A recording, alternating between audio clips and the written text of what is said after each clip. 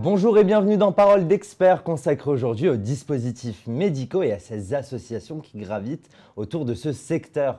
On entend par dispositif médical tout instrument, appareil, équipement, matière, produit destiné par le fabricant et utilisé chez l'homme à des fins médicales et dont l'action principale voulue n'est pas obtenue par des moyens pharmacologiques ou immunologiques, ni par métabolisme selon l'article L5211-1 du site internet du gouvernement. Alors pour répondre à mes questions, j'accueille sur le plateau Dominique Thivault, président d'Europharmat, une structure associative qui existe depuis plus de 30 ans et qui œuvre en matière d'information et de formation à destination des acteurs du domaine de la santé intéressés par les dispositifs médicaux stériles. Bonjour. Bonjour. Alors première question, quel état des lieux pouvons-nous faire des dispositifs médicaux ? Alors le secteur des dispositifs médicaux est un secteur qui est particulièrement dynamique. Si on se passe sous l'angle économique, c'est un secteur qui représente 28 milliards d'euros. En France, avec une grande partie de PME, voire TPME, parce que ce sont des structures parfois où il y a 2-3 personnes, des start-up. Mais un secteur qui est très dynamique dans la mesure où une étude qui a été publiée par le SNITEM en 2017 montre une progression de 25% depuis 2011. Donc on voit que c'est un secteur qui est en pleine expansion. Au niveau de l'assurance maladie, si on regarde les comptes de l'assurance maladie, le dispositif médical est un domaine qui est en progression constante, de façon plus importante que son petit cousin ou son grand frère qui est le médicament, puisque les dernières données de fin 2018 montrent une progression de 3% pour le dispositif médical, le médicament est en dessous de 1%. D'accord. Voilà. Après, sous l'angle, on va dire, sanitaire, du rapport bénéfice-risque, le dispositif médical, comme vous l'avez défini, est un produit qui a une visée thérapeutique et diagnostique et qui, de ce fait, collabore totalement à la prise en charge du patient et à la prise en charge des besoins thérapeutiques qui peuvent exister pour une population. Enfin, le dernier point, c'est l'aspect réglementaire. Le dispositif médical est un produit dont la réglementation est relativement jeune. On a tendance à entendre aujourd'hui, voilà, c'est très récent, c'est apparu avec l'Union européenne, avec l'acte unique et la mise en place de directives en 90, 93 et 98. Ces directives évoluent. Il y a un nouveau règlement qui est entré en vigueur en 2017 et qui doit être en application l'année prochaine, donc en 2020, qui renforce les aspects réglementaires qui sont parfois critiqués ou qui sont parfois méconnus, je pense, plutôt, où on aurait l'impression de dire que le dispositif médical est un produit qui est marqué CE, et ce marquage CE est le même que celui des jouets, voire des sextoys, puisqu'on a pu voir cette comparaison-là. Je rassure tout de suite, si la démarche est identique, le marquage CE, les exigences qui sont dédiées à chaque produit sont bien évidemment différentes. Alors voilà. Dominique Thivault, pouvez-vous nous expliquer comment sont classifiés les dispositifs médicaux ? Alors les dispositifs médicaux, si on s'appuie sur la réglementation, sont classés en fonction de leur niveau de risque. D'accord. Donc les plus à risque sont en classe 3 et les moins à risque sont en classe 1. Mais bon, paradoxe, nous n'avons pas que 3 classes, nous en avons 4 puisqu'il y a la 1, la 2A, la 2B et la 3.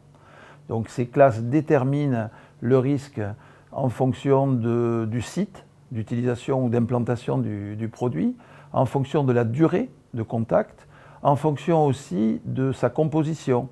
Ainsi, un dispositif qui va contenir des produits médicamenteux ou bien des nanoparticules, ou bien qui va émettre des rayonnements, va être classé dans un niveau de risque le plus élevé. Alors pouvez-vous nous donner un exemple d'un DM de classe 1 et un DM de classe 3 ? Alors un DM qui est très utilisé, dans lequel on meurt tous les jours, même si c'est un DM qui n'est pas à risque, c'est le lit médical bien évidemment. Oui. Donc c'est un dispositif médical de classe 1. D'accord. Si je prends l'exemple d'un stent, d'une endoprothèse coronaire auquel on a droit ou dont on bénéficie, comme suivant l'angle sur lequel on se passe, lorsqu'on a un infarctus, eh bien c'est un dispositif de classe 3. Voilà, donc le niveau de risque le plus élevé. Dans le cas de la maladie de Parkinson, un neurostimulateur, par exemple, qui va être implanté au niveau de son électrode, au niveau cérébral, eh bien, sera de classe 3 aussi.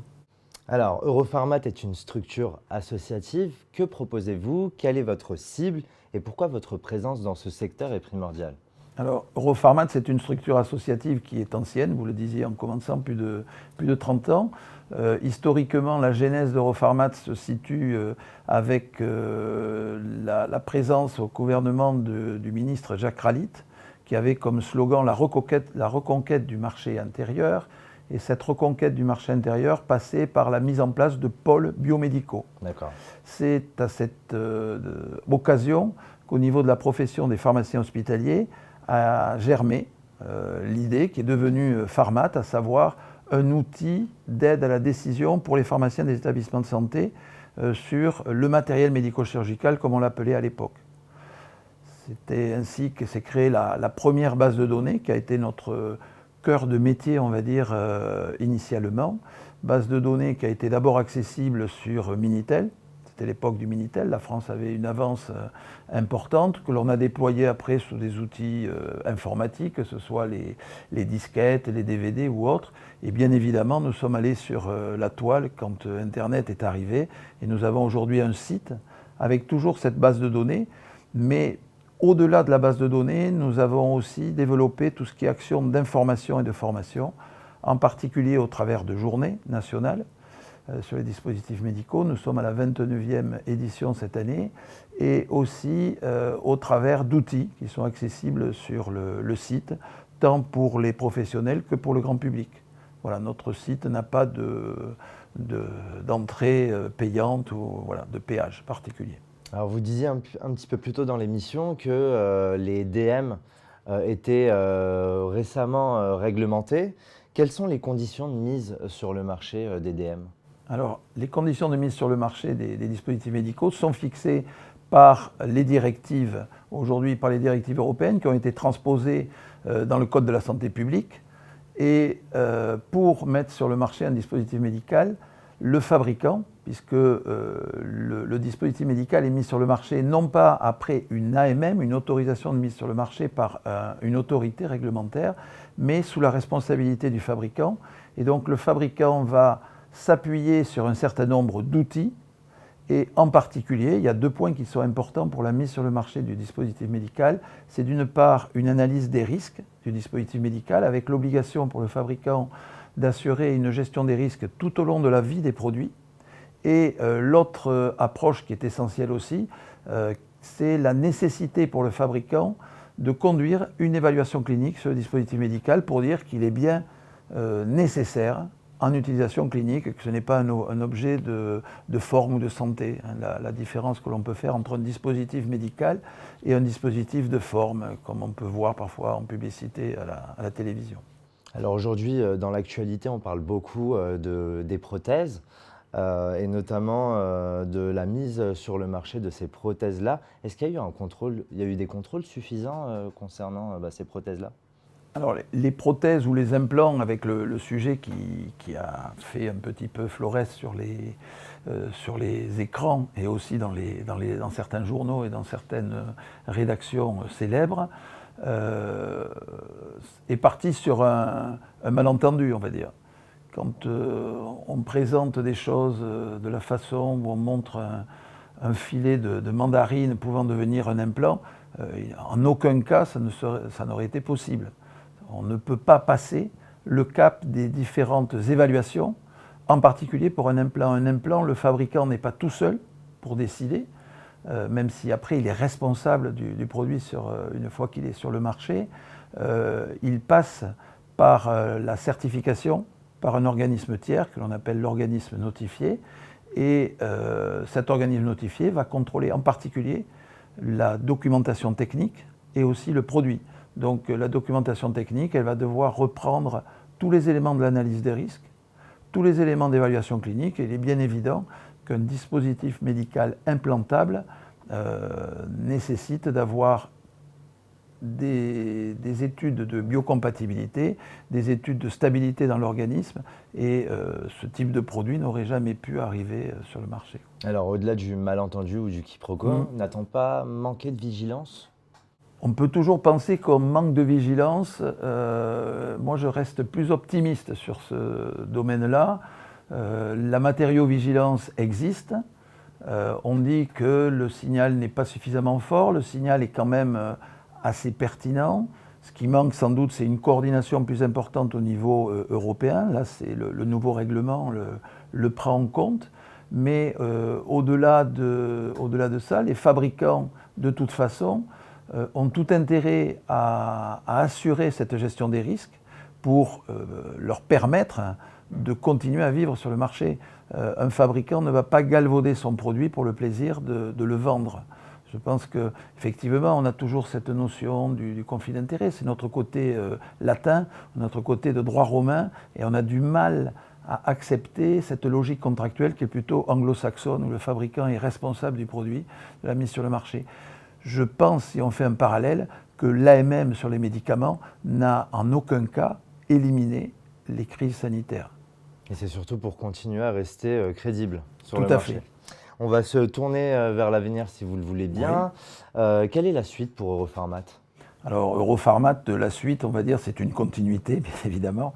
Nous allons continuer nos actions d'information, nos journées de formation.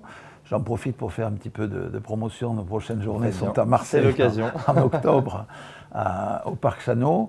D'accord.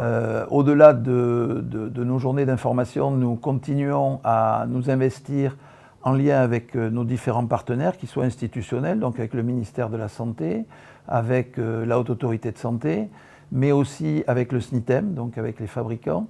Objectif important, immédiat, on va dire, c'est de sensibiliser tout le milieu à l'arrivée de l'identifiant unique de dispositif médical, qui est un viatique important pour assurer la sécurité. Justement, on parlait de traçabilité.